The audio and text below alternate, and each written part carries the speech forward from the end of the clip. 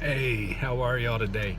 Wanted to share something really quick. As I was reading through my Bible today, this verse stood out to me. It's from the 23rd chapter of Psalms.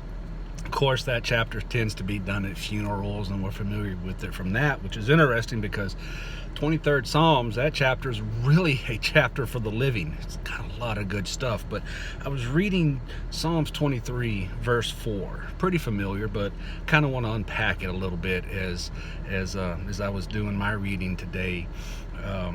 Just a lot of good stuff in this verse. It says, "Even though I walk through the valley of the shadow of death, I will fear no evil, for you are with me. Your rod and your staff, they comfort me." That is so cool. There's so much in there. Let's unpack it just a bit. First, it says, even though I walk through the valley of the shadow of death. What is the valley of the shadow of death? We don't particularly use that phraseology anymore, but man, it's the hard times in your life. It's the dark times, the times when you are at rock bottom and you feel like it's hopeless, that it's impossible. Man, we've all been there. Even as Christians, we are there. I mean, we have those times where it just seems the darkest of days is upon us. The very next words, though, are, "I will fear no evil."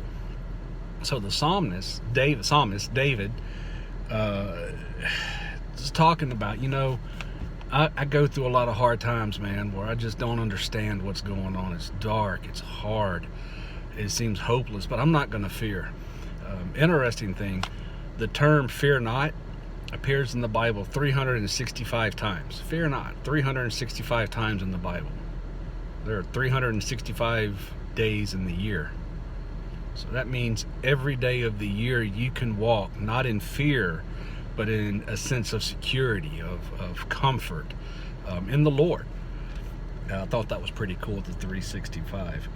Then David goes on to say, "You are with me." Who is with him? God. God is with him, the God of the universe. We just saw the picture released by NASA from the Webb telescope of just that magnificent cross-section of all the galaxies and everything. The very God that created that is outside of our space and time, is with you in your lowest, darkest points. And then David says, "Your rod and your staff, they comfort me." Rod and staff was something that shepherds used, and the tools of the trade for shepherds. They not only guided the sheep, but they protected the sheep. So what David is saying, man, I'm walking in this hard time in my life, but God, I know you're there, and you're not just guiding me, you're protecting me. I mean, that blew me away, and I look back on my life and I see a lot of hard times that I went through, and God will let us, he's not going to force himself on us. He's going to let us make our choices. And if we want to go by our own strength and knock our head against the wall, and I've done that so many times, I've given myself so many concussions, we can do that, and things seem hopeless and impossible. But when we turn to God and said, "I'm not going to fear because you're with me, you've got this," it's no longer hopeless and impossible. It becomes possible and hopeful. So I don't know, man, we all go through things in life that's hard. Life can be hard. And just take comfort in this, that God, if you call out to him, is there. You don't have to fear. You don't have to walk in darkness alone. God will guide you and protect you through it if you reach out to him.